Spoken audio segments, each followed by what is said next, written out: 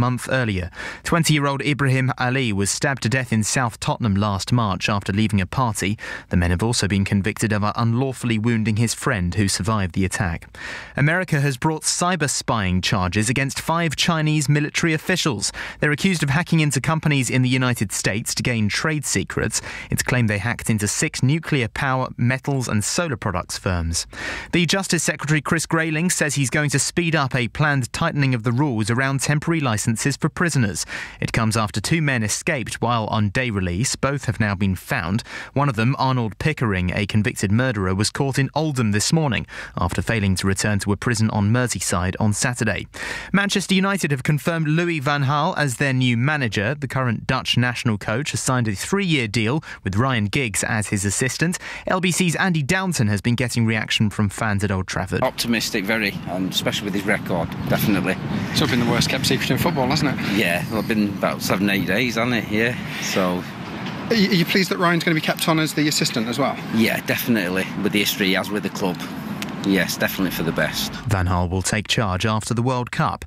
And today has officially been the hottest day of the year so far in the UK. The Met Office says temperatures have reached 24.8 Celsius in Gravesend in Kent. London has been hotter than Athens and Ibiza. The FTSE 100 has closed down 11 at 68.44. And LBC weather, warm with sunny spells into this evening for London and the southeast. Mainly dry and clear overnight with lows of 12 degrees. Scattered showers this evening, mainly across western parts of the UK, but largely fine and mild elsewhere. Tomorrow, some thundery showers for parts of Wales, central and northern England and southern Scotland, but warm, sunny spells elsewhere. LBC News Time, it's 3 minutes past 5. I'm Jo Louise Knight in the LBC Travel Centre, and the M4 is closed eastbound in Berkshire with a serious accident between Langley at Junction 5 and the M25 at 4B. Those tailbacks are almost reaching Maidenhead at Junction 8-9. West London, the A40 is closed eastbound at the northern roundabout at White City with another accident, and on the westbound North Circular there are queues from Brentfield Road down to the Abbey Road underpass at Park Royal. That's because a lorry has broken down. Now the M11 and S6 queuing southbound between Saffron Walden at 9 and Bishop Stortford at 8. Only one lane is open with an accident there. Finally, some good news in Suffolk though. The A11 has reopened in both directions between Barton Mills and Elvedon. That's for resurfacing works after a serious accident in the early hours of this morning. Still seeing long delays though. And in Fife, the A92 remains shut going east at the M90 at Crossgates, and that's because of an accident. Keeping you moving. Your next travel updates in 15 minutes. LBC Travel with Go-To Meeting. Swap long office hours for quality family time.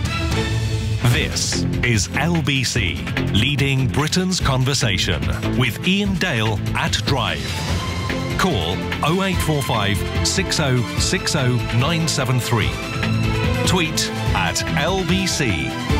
Text 84850. Ian Dale at Drive on LBC.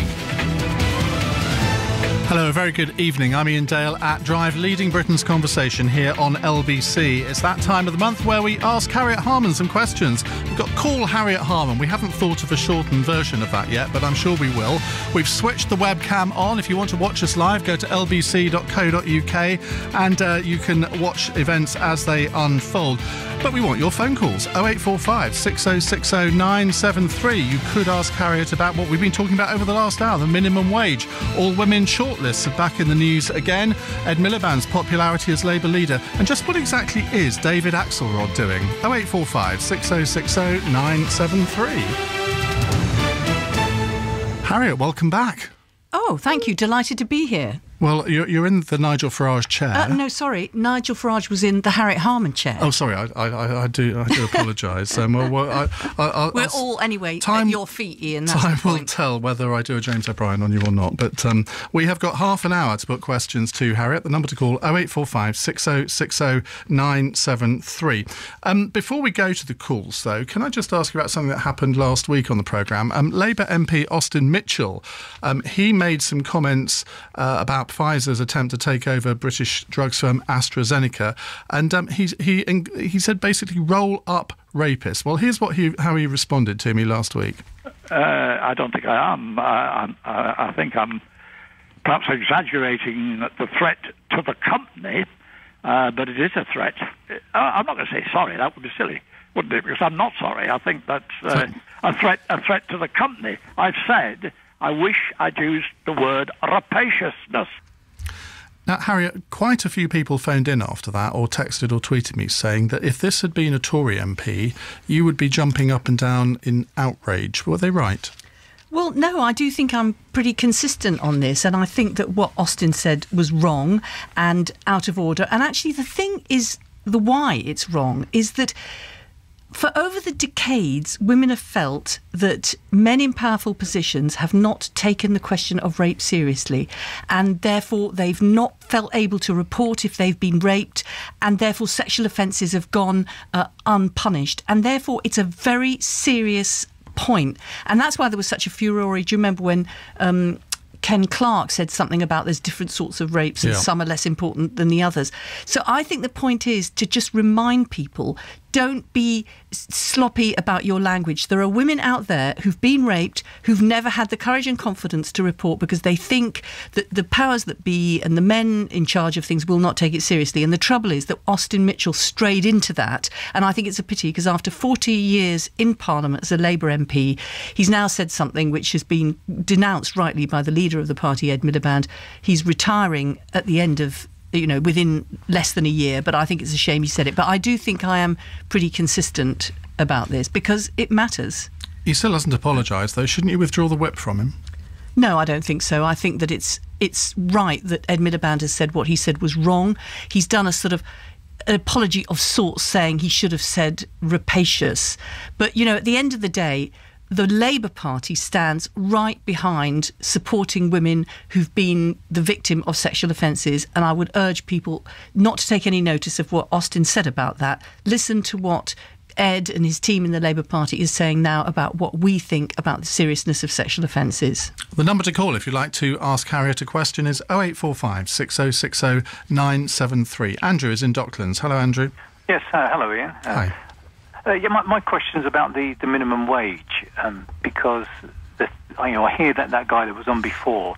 I mean, basically, yes, everything sounds great what he's saying, but there's a point that's being missed here, is that if your skills are not up to the rate of the minimum wage, you are not going to get a job in a company that can't afford to pay that.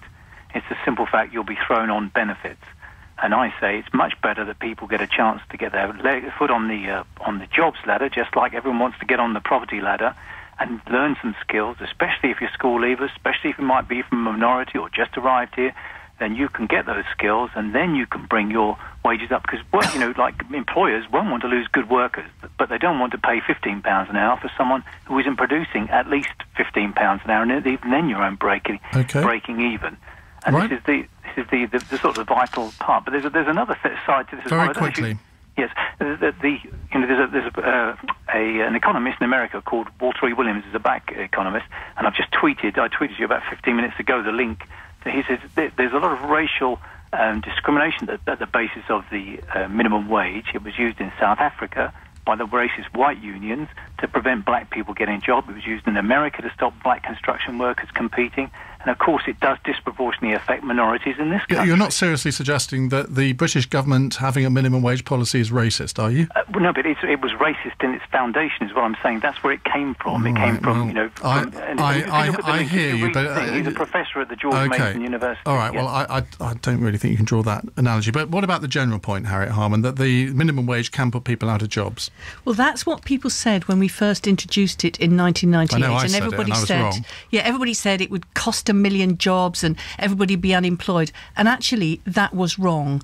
And I think that it's right that instead of, obviously, Andrew's right, it's better for people to be on work than on benefits. But it's not good for people to be low paid and then have their income topped up in order to pay their rent, or in order to enable them to live and get by. So I think that it's right that the minimum wage is there. It provides a floor under wages, and that we don't want a growing gap between those at the bottom of the world of work and everybody else. And as far as ethnicity is concerned on this, there's a lot of people who are doing jobs in security, jobs in cleaning, and actually the minimum wage has been very important for them to stop them being totally exploited. And when we first brought in the minimum wage, there was a load of people on £1.60 an hour. And I'll never forget people coming to my advice surgery in Peckham, literally crying, not able to pay their bills, and then showing me their wage slips in work, but £1.60 an hour. But you've got people at the moment who, particularly in central London, who could say, well, £6.31, how can I possibly live in central London on £6.31? What level would you like to see the minimum wage be? Well, what Ed Miliband has said is that there ought to be some sort of linkage between average earnings and the minimum wage, and he hasn't said what the figure to link it would be, because he'd want to have consultations and with people beforehand, with business and everybody. Why announce this policy today? Why not announce it when you've actually got a figure? Because people listening out there will say, OK, well, I quite like the idea of the minimum wage being raised. But if he's not going to tell me what to, how can I possibly take him seriously? Because what is very serious is saying that we want to make sure that people don't get left behind. And actually, if people have got to pay for their fuel bills, they've got to pay for their transport, they've got to pay for their rent. This is all about the cost of living and people being able to afford to get by. If they're working hard, they should be paid enough that they don't have to depend on benefits. And I think it's certainly true that it's difficult to afford to live in London, and freezing fuel bills and making sure that transport costs are kept there, and also what Ed Miliband is proposing about rents is really important in helping people to afford get a the level of question living. on that a bit later, but a lot of people are going to say, isn't this an example of a bold, vague, populist statement with very little substance behind it? Well, I think it's of enormous substance, because it's basically saying that there should be not a growing gap between those at the bottom and everybody else. And if people are doing the right thing, they're going to work, they're working hard, they shouldn't be paid exploitative wages. Is £6.31 exploitative? Well, what they shouldn't be is being left behind, that when other incomes move ahead, and hopefully they will, that the people at the bottom shouldn't get left behind. But in the end, isn't the relationship between an employer and the employee one of free collective bargaining? Now, there may be trade unions involved as well, but if someone wants to work for £6.31 and the employer wants to pay them £6.31, isn't that something between them rather than for the state to interfere? Well, it is and it isn't, but the state is involved. If you can't afford to pay your rent because you have to get housing benefit, then we're all involved, because taxpayers are involved in topping up people's pay. People who are going to work, but they can't live on what their employer is paying them. And there is a different rate for the minimum wage for young people. It's recognised that actually when you're moving into the labour market... Just on that, let's take a call from Annette in Wood Green. Hello, Annette. Hi, how are you? Hello, fine. Very briefly, what's your question? I just wanted to know why is there such a massive difference with the apprentice minimum wage and the minimum wage for 21-year-olds and over? The apprentice minimum wage is a ridiculous amount of £2.68, and then you have the minimum wage of £6.31. And I wanted to know, what the next government would like to do to address that, because you have apprentices that are aged between 16 and 18. And a lot of these guys obviously want to get into the workplace. We're trying to promote learning. We're trying to promote their work ethic. But on £2.68 an hour, really, is anyone going to bother? OK, Harriet. Well, I suppose that reflects the fact that they're in transition between being educated and being trained on the one hand and being a fully fledged worker on the other. And it's always been quite controversial to have a youth rate and a training weight on the minimum training rate. But most other countries do it like that, because the worry is that it might deter employers from taking on apprenticeships or trainees if you have to pay them the full adult rate. OK, Annette, thank you for your call. 0845 6060 973 is the number to call if you'd like to put your question to Harriet Harman live on LBC. You can watch us on the webcam, lbc.co.uk. That's where to go for that. This is LBC, it's 5:15. Ian Dale at Drive on LBC. With the RAC. Motorists, we salute you. You're busy enough. Do you really want to spend time you don't have managing your property portfolio? Voted Best UK Single Office 2013 at the Sunday Times Awards, let Paramount Properties do the hard work for you. We've been helping landlords let and manage London properties for over 25 years, and in our opinion, there's no one better. Manage your time, not your portfolio, because at Paramount Properties, we've got it covered. Visit paramountproperties.co.uk/radio. Conditions apply. Being a key holder for a business can be a worry. You're called out of hours because the alarm's going off. You never know what you're going to find. Plus, you've had the inconvenience of an interrupted night's sleep. So why have the hassle? Ward Security's business key holding services cost a lot less than you think, providing immediate response and peace of mind without involving you or your employees out of hours. Don't compromise what's important. Talk to Ward Security. See wardsecuritykeyholding.com. Come and experience Lebanese dining at Marouche Restaurants. Try some of our amazing dishes, kafta dipped in a delicious hummus, or a colourful meze, complemented by a robust Lebanese red. With live music and traditional belly dancing, enjoy an atmosphere to match the food's rich and distinctive flavours. Go to marouche.com to find out more. Marouche Restaurants, the finest Lebanese food across London. 5:17 news headlines. Simon Conway. Labour MP David Lammy says he thinks UKIP leader Nigel Farage is a racist for comments he made on LBC about living next door to Romanian people. Deputy Labour leader Harriet Harman has told LBC her party's plans to increase the minimum wage will help stop people being left behind. The Business Secretary Vince Cable says the government will remain neutral after British drugs firm AstraZeneca rejected a final takeover bid by US rival Pfizer. This is LBC. Your travel news is next. It's time for chicken to do its thing. Roast it, and children come flocking back to roost. In soups, it soothes even the worst cases of man flu. And chicken leftovers will help even the tightest budget stretch a little further. Chicken. It's important. That's why we only charge £5 for a whole British chicken. Your local co-op.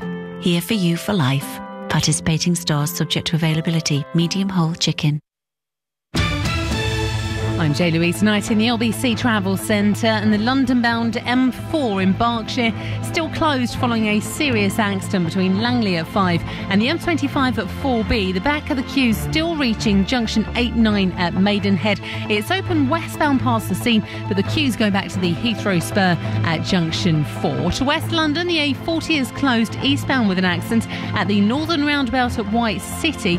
The queues go back to Gypsy Corner. The M11 in Essex queuing southbound from Duxford at 10 to an accident before Bishop Stortford at junction 8. Only one lane is open there. The A1M in County Durham is blocked going north between 62 at Carville and 63 at Chesterley Street with an accident. An accident in South Lanarkshire has shut the M74 going north from Hamilton at 6 up to Wraith Interchange at junction 5. And the problems continue in Fife with an accident which has shut the A92 going east from the M90 at Crossgates to Cowdenbeath. Keeping you moving. Your next travel updates in 15 minutes. LBC Travel. With Go-To Meeting. Stay ahead of the game. Leave travel behind.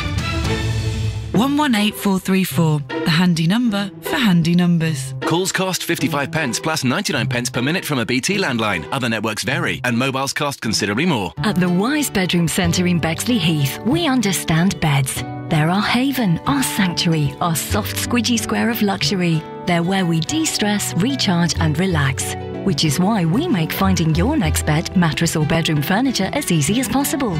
We only have the biggest brand names. Our large stocks mean quick delivery, and you won't lose sleep over the prices either. The Wise Bedroom Centre. Find us on the Broadway, Bexley Heath, and online at wisebedrooms.co.uk.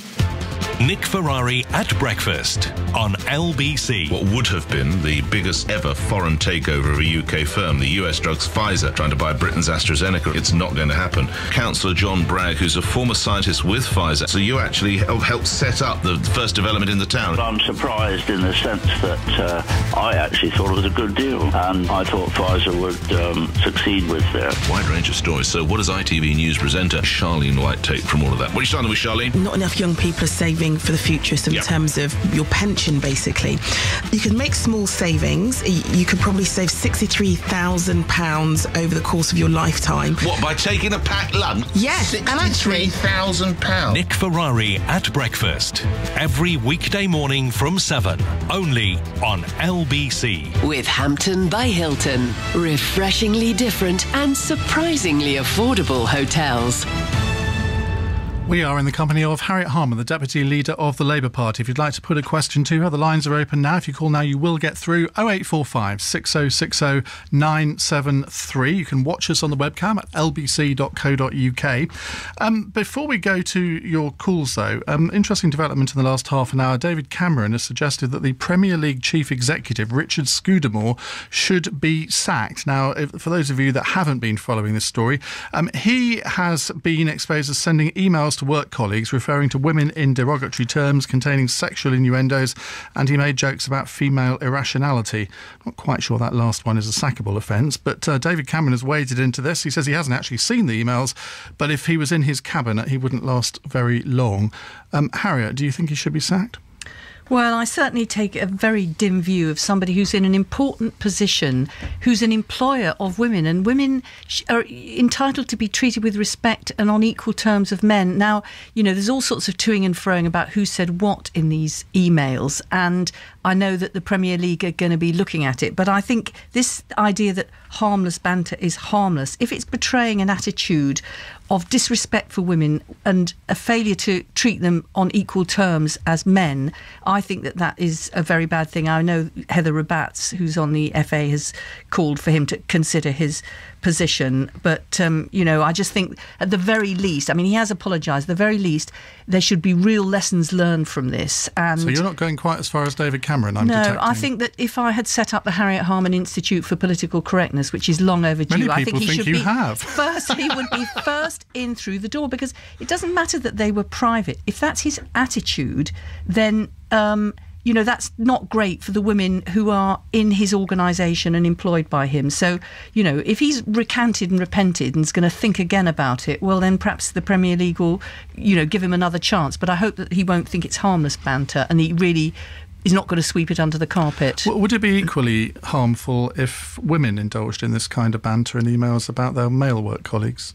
Well, if they were in a position of power, it's a question of power, you see. There aren't that many very senior women who are making banterish, sexualised, exploitative emails about men. But if they were, I would think that was totally inappropriate, because actually people have got to be looked at for the work they're doing, not for their bra size. And, it's uncomfortable for women to be treated as sex objects at work. They need to be treated as workers at work.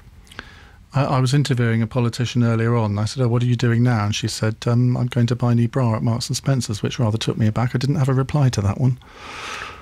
Well, that's quite odd. You clearly don't either. Well, no, I wouldn't. God, it was a slightly strange situation. You'll have to tell me afterwards who that was. Well, I will, and you'll be quite shocked. Chris is in Hampstead. Hello, Chris. Hello to you. Hi. Hello. Hi. Just wanted to ask a question. I know that Labour sort of committed to repealing the bedroom tax if they get back into power. But I also want to know why Labour's not committed to repealing the council tax benefit that's been set at Band C by the Tories. So someone's getting a double whammy penalty by having an extra room, but also by living in a house that's got a higher tax band. Harriet. Well, the main reason why we're committed to abolishing the bedroom tax is because the whole basis for the bedroom tax, which is that if you've got a spare room, you can move to a smaller place. It's not the case, because about 95% of people who've got a spare room, they're not being offered a smaller council place to move to. And therefore what's happened is that they are stuck with paying out extra when there's nothing they can do about it, and that's really, really unfair. And a lot of people, they need the extra room, like if their grandchildren come to visit them, or if they've got a carer who sometimes comes to stay with them. So I think it's really a mean and nasty thing, and the whole rationale for it is wrong, which is why we've committed to repeal it. And as for the wider issues of council tax and all the other benefits, well, obviously we'll have to look at that nearer the election and put forward our promises in the manifesto. But so many people are hit with the bedroom tax. We've wanted to make it absolutely clear we'd abolish it, and we think it's an absolute disgrace that the Liberal Democrats voted for it. It wouldn't have got through without the Lib Dems voting for it. Chris, quick comeback from you. Well, but I appreciate what you said, Harriet, but you have to commit to repealing the council tax limitation as well, because people are being penalised and hurt financially and losing their homes because they cannot pay their council tax because the Tories have introduced this arbitrary, Band C charge. Well, as I can say, Chris, there's a whole load of things that the Tories have done which are very bad, which we've voted against, and we'll have to look at when it comes to the manifesto. There's some things we've said, look, we're going to tell you right now what we're going to do. So that bedroom tax is one of those. All the other issues, then Rachel Reeves will be putting forward, who's our Shadow Secretary of State for Work and Pensions, will be putting forward so that people are clear before they vote come 2015. And Rachel will be coming in to do a phone-in in a couple of weeks' time as well. Just on this housing issue, Simon has sent in an email. Can you please ask Harriet if the Labour Party's mass immigration policy has in part led to the housing crisis in the UK? We haven't got a mass immigration policy. What we've done is recognise that actually this country, over the decades and over the centuries actually, has been built on the contribution and the work and the endeavour of people who are born and brought up here, but also people who've come from abroad. But we wanted to make sure that the borders, that people were obeying the rules and that there wasn't abuse of the immigration process. We wanted to tighten up on visas, and we've done that. But, mass immigration, we want a mass of foreign students, for example. I mean, they help the economy. We want a mass of tourists. It's a question of who is coming here. But there is this perception. I remember back in 2009, the European elections then, if you think back to what happened in Barking and Dagenham and areas of the northwest, the BNP were able to take a foothold because there was a perception by many, and I'll use the phrase, from the white working classes in those areas, who felt that Labour's immigration policy had indeed led to a housing crisis because they saw lots of people from outside their areas being allocated houses instead of them. Now, that problem hasn't gone away, has it? But actually, when it came to the general election in 2010 in Barking, the BNP, even though their leader stood there, was absolutely thrashed. And the point is that it's important to have clear rules to make sure they're obeyed, to have exit checks as well as checking people who come in here, making sure that immigrants are not exploited by being paid beneath the minimum wage, and then it undercuts everybody else's wages. So yes, it is an issue, but we don't have a policy for mass immigration. We want to have fair and firm rules. But also, there's so many people in this country who have come here and have made a contribution to this country. I mean, what would we be if we hadn't had all the people that have over the centuries come here? I mean, how many people actually at the end of the day were born and brought up here? And we've got to be outward looking and positive and make sure everybody contributes, but, have a proper system for it. Let's talk to Colette, who's on the North Circular. Colette, hi. Hi, Harriet. Hello. Thank you for taking my call. The question I wanted to ask Harriet is, do you think the comments that Nigel Farage made about the Romanians is racist? Well, I was anticipating this question, Colette, and I actually realised that my answer to this is that what his comments are is xenophobic. And I looked that up in the dictionary, and what it is an intense or irrational dislike or fear of people from other countries.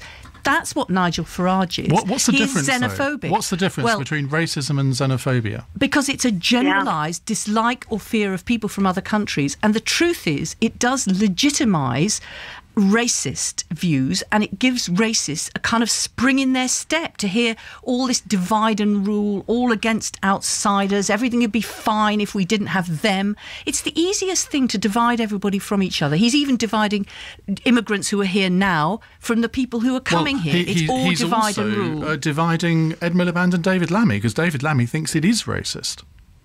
And Ed Miliband has said he completely disapproves of what Nigel Farage said when he was talking on LBC about not wanting to have Romanians living next door. And, that is his stock in trade. And the trouble is, it does have an impact because it makes people feel divided, and you can look in other countries to where this is taken to an extreme. It really ends up in quite a nasty situation.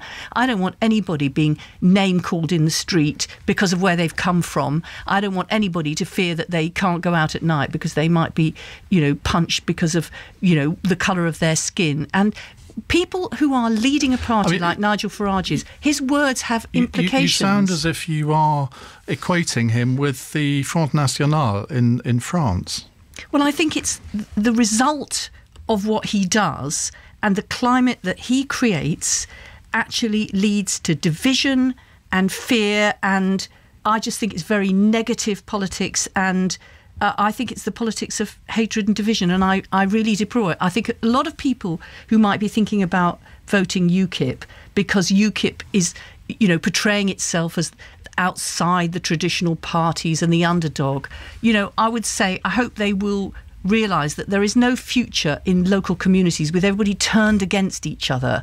We've got to work together and support each other, not all be blaming and finger pointing. It's like Nigel Farage, everything would be fine if we didn't have Romanians here, or if we didn't have immigrants here. I mean, this is ridiculous. He's married to somebody from a different country, and she's no doubt very welcome here.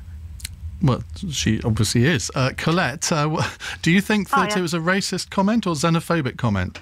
I'm the daughter of immigrants. I was born here. I'm a librarian. I work in the university library. I'm appalled at the language. And I think I'd have to say to Harriet, yes, her definition of xenophobia is correct, but I think there was a level of sophistication that is not out there on the streets.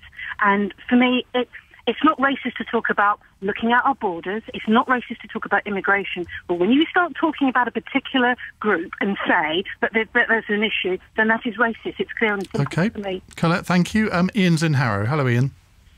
Hello. I'd love to follow up on that point. But anyway, so Harriet, I've got a question for you. Given Labour's standing in the polls is, whatever lead you had has evaporated almost completely. Well, actually, in a poll today, they've pulled ahead again. Well, if you look at the summary of the polls over the last few weeks, the trend is not the way that I would suspect they'd want to be towards the end of a coalition government coming out of or in the middle of a recession. I think you'd be looking for more like 10, 15-point lead rather than 1 or 2. And given that no matter what seems to happen to UKIP, their popularity goes up. I think there was an LBC poll after the James O'Brien interview where their support actually increased. But what is Ed Miliband doing so wrong that with all these major policy announcements, he's just not getting through? It's a fair point, isn't it, Harriet? Because opposition leaders have a very, very difficult job. I think David Cameron hated being leader of the opposition. It's a much more difficult job in many ways than being Prime Minister. But Ed Miliband is not cutting through with the very people that need to vote for him if you are to win the next election. Well, let's see, because the reality is that under Ed Miliband's leadership, it's Labour who's got the momentum with, when it's actually come to people voting, we've got 1,950 more Labour councillors who've beaten Tories, Lib Dems, BNP, Independents, Greens, and actually I hope that we'll have even more councillors after Thursday. So that's a very important thing for a leader in opposition, to be able to bring forward and win elections. But you haven't gained as many councillors as you would be expected to do in the last 2 years, and I think people will be looking very closely on Thursday to see what happens. Because, when you think about it, when we came into government in 1997, the Tories carried on losing councillors for years afterwards. They should be in their honeymoon period, and instead we have got a momentum, and that is because Ed Miliband is concerned about the things that people are really concerned about, with like the cost of living and their fuel bills and their rents. And the Tories don't want to talk about that, and yet he's put them right on the political agenda, and it's difficult to really cut through as a leader of the opposition because the Prime Minister is being all prime ministerial, and yet because of the force of his argument and the fact that he's in touch. Didn't he? Yeah, but that was after years and years, decades of us being in the wilderness and all fighting each other to a standstill. Under Ed Miliband, we have not been fighting each other to a standstill, and we are not in the wilderness. We're getting councillors. So I'd say to Ian, it's a tough job being leader of the opposition, but what Ed is determined to do is speak up for people's concerns. And, anybody who's in one of their energy companies that actually had their bill frozen, it's Ed Miliband that's actually put that pressure on. So even from opposition, he's been making a difference. I want to put one final question to you, because several people have emailed about this, and it's one you probably were expecting. This is from Stuart in West London. He says, can you or will you ask Harriet Harman if she will apologise on behalf of her and her husband's past links with the paedophile information exchange? She has dodged this question for too long now, and people demand an apology for her. I hope you this afternoon will put Harriet Harman under the same scrutiny and tough, no-nonsense questioning as you or other LBC presenters have done with the leader of UKIP, Nigel Farage. Well, I don't need to when you have an email like that. I have answered questions over and over again on this, and I'm quite happy to answer Stuart's question again. I absolutely deplore everything that the paedophile information exchange stood for. I deplore the fact that they ever had any links to an organisation that I worked for. I never had anything to do with them, and all my life, as Stuart and everybody else will know, I have championed the cause of people who've been victims of sexual offences, and especially people who've preyed on young children. So no, I'm not going to apologise because I haven't done anything wrong, and I've always championed the cause of children and those who've been victims of sexual offences. When this originally came out, do you accept you could have handled it better? Handling, I mean, I'm not here to kind of handle things. I'm just here to say what the situation is, and I was accused of being an apologist for paedophilia. I never was, and I'm not going to apologise for that because I'm not prepared to admit to something I haven't done. Harriet Harman, thank you very much indeed. We look forward to another phone-in with you. We'll have a full hour next time, sometime in June. Thank you very much indeed for joining us. I'm Ian Dale at Drive, LBC News Time. It's 5:37. We had to do that, you realise.